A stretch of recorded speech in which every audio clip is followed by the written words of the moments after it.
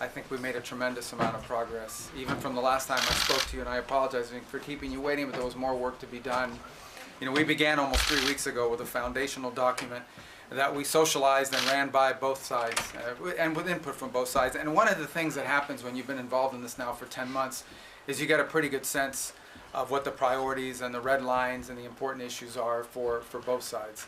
And so that allowed us to create a foundational document, which has been an ongoing working document. In fact, over the last 96 hours or more, there's been extensive engagement with the Ukrainian side, including our Secretary of the Army and others being on the ground in Kyiv, meeting with relevant stakeholders across the Ukrainian political spectrum in the legislative branch and the executive branch and the military and others to further sort of narrow these points.